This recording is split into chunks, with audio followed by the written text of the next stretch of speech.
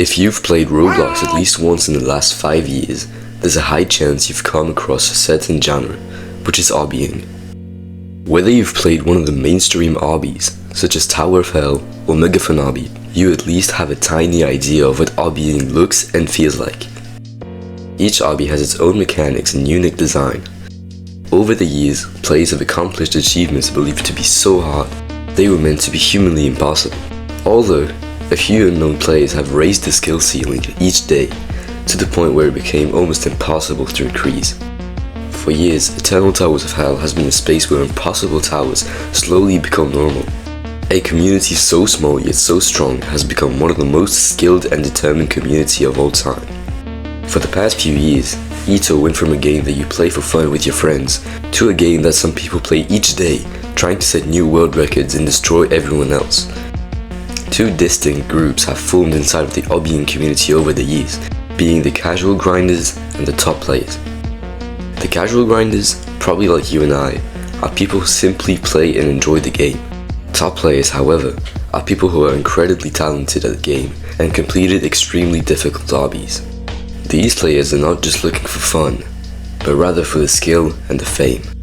But as towers continue to escalate in difficulty, a question becomes harder to ignore. Are we still pushing skill forward, or are we approaching a boundary that can't move any further? Also, subscribing would be very appreciated as I'm trying to reach 1,000 subscribers by the end of 2026. Thank you. Obbying has two main difficulty systems, normal Ito difficulties and tiers. The simpler and most mainstream difficulty system, Ito difficulties, go from easy to catastrophic, easy being the easiest difficulty in the game and being pretty much doable by anyone, even your average toddler. Beyond this difficulty chart, however, happen to be three difficulties: horrific, unreal, and nil. These difficulties go beyond comprehension. Horrific and unreal are still possible, however, the hardest tower at the moment being mid-unreal. Nil is a difficulty meant to be impossible. By example, if a tower is baseline nil and is somehow verified a few years later, it's not nil anymore. By example, Tower of Spiraling Fates used to be nil difficulty, as the skill ceiling wasn't as high as it is nowadays, the tower being considered impossible by everyone. A few years later, Obbyers have been able to complete the tower, and it was placed as a low mid-unreal later on. The second difficulty system, the more unknown one, is the tiered system. These tiers go from tier 1, which is basically unfailable, all the way to tier 25, being humanly and physically impossible. The average Roblox player is around tier 3 skill. By example, the infamous Tower of Hell is around tier 3 difficulty, being around medium to hard difficulty in Ito. However, you've got to understand, the tiered system works very differently from the normal difficulty chart system. Each tier is twice as hard as the last one, meaning a tier 3 obby, by example, is twice as hard as a tier 2 obby, and so on. With this logic, a tier 10 obby like Mentastic will be 128 times as hard as Tower of Hell. A tier 12 obby, such as Room of Terrifying, is around 512 times as hard as Tower of Hell. A tier 16 obby like Comatose is roughly 8,192 times as hard as Tower of Hell. Finally, a tier 18 obby, Stairway to Heaven by example, is over 32,768 times as hard as Tower of Hell. See, these two difficulty systems are very different. Now, comparing one system to the other is really complicated, and it can be inaccurate. Tiers 2 to 5 is around the same difficulty as easy to difficult. Most of these obbies are just average obbies you'll find basically anywhere. Tiers 6 to 10 is similar to challenging to high remorseless. These obbies are starting to get a bit more difficult. They can sometimes take you hours or days to complete. However, they aren't even close to the human limit. Tiers 11 to 14 are around low insane to terrifying. If you've gotten this far into the game, congratulations, you're now an elite obbyist. But don't get too crazy yet, it's not even close to being over. Tiers 15 and 16 are the equivalents of low catastrophic to high catastrophic. Now these obbies are starting to get really difficult. These can take weeks for the average catastrophic skill obbyist. T17 is simply the horrific difficulty. This is where most top players are stuck, as the margin between horrific and unreal is extremely large. T18 is the human peak, being around low unreal and above. These obbies are definitely top 5 or maybe top 10 by the time this video is finished. The average unreal player will take weeks, months, maybe even years to beat or verify one of these. Like any game, obbies do have a defined limit. However, defining what the impossible is in obbying is extremely difficult. Years after years, players get better and redefine the meaning of impossible in this game. A lot of players believe that if an obby is possible to all jump, it's possible. Citadel of Void is a great example for this, being roughly 2 to 3 hours of insanely hard gameplay, luck-based sections over insta-kill pits, and finally, near impossible jumps in sections. Each jump is doable legit. The players could soon are even reaching floor 7 of the Citadel, but there's a few things you've got to keep in mind. None of the hardest floors have been reached or passed in real runs, such as floor 9, 17, and 21. Next, the insane nerf control you must have and keep throughout the whole grind is inhumane. The skill level needed to verify even a single floor of Citadel of Void is practically impossible to reach.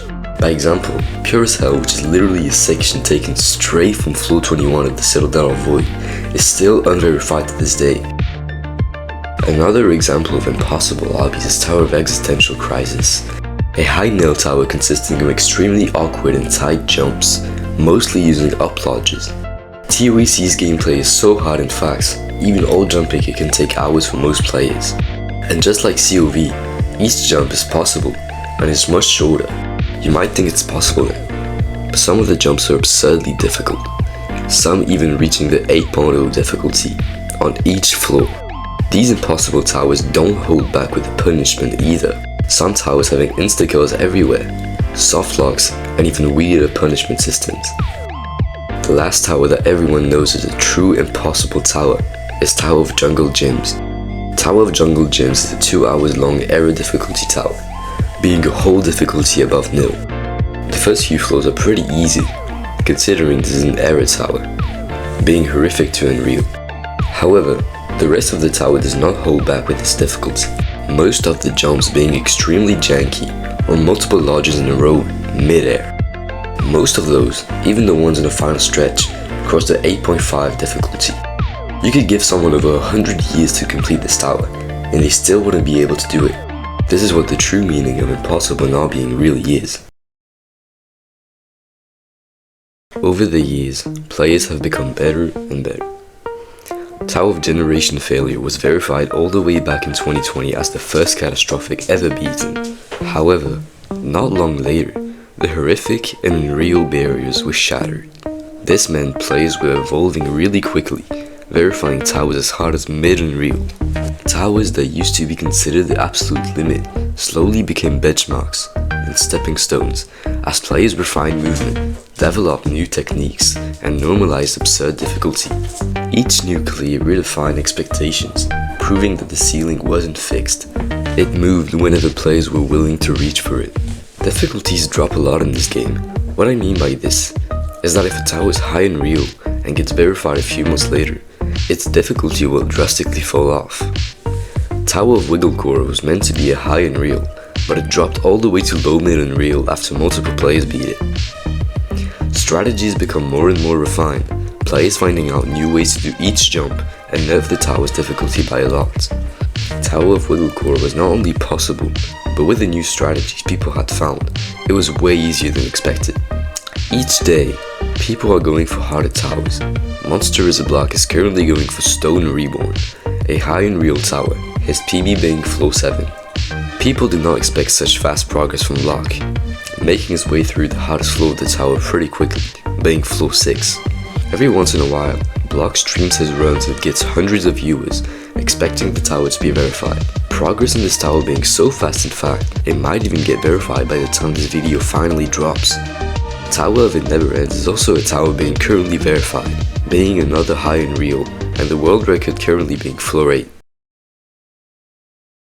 For the past few years, the top obbying scheme has changed a lot. 1 or 2 years ago, the top towers community list still had terrifying towers on it. But nowadays, catastrophic towers are almost out of the top 100. This means more and more horrific and unreal towers are getting verified pretty frequently, the top 100 consisting of 13 unreals, 83 horrifics and 4 catastrophics.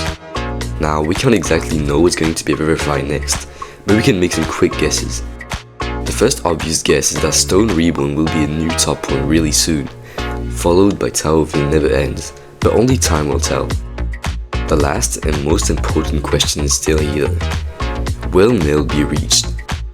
Nobody can answer that question yet, as nil is a difficulty made for impossible obbies, meaning if an obby gets verified, it's not nil. Nil is basically the same thing as saying humanly impossible. The closest we're getting to nil so far is Tower of the Drive towards human limits. The world record on this tower is apparently floor 10, but nobody is really sure if it's legit or not. This tower was meant to be a low nil tower, but people are still unsure if it's truly nil or not. Tower of the Drive towards human limits could be verified in the next few years. However, there's still a really low chance of that happening. Tiered obbies also have a few contenders for new tier 18 verifications, such as Tarnished or Fallen. Tiered obbies can only be verified on 60 FPS, meaning the difficulty of these obbies can vary a lot depending on FPS. Some of these obbies rely strictly on long jumps, making them miles harder on lower FPS, as timing your jumps on 60 FPS is way more precise and difficult. However, tier 19s and above are most likely never getting verified, as they are truly impossible, especially in 60 FPS. Although some players have made insane progress on some impossible obbies that will most likely remain unverified for years. Yeah, this shit is going like pretty bad. Well, that's a cool outro, I guess. Well, anyways, I don't got shit to say, so just subscribe. I'm gonna be streaming a bit and maybe more content if you guys want. I don't know. Just blow this video up because I did spend a lot of time on it. That's really all I gotta say. And yeah, I hope you enjoyed watching the video. Yeah. Goodbye. Oh shit.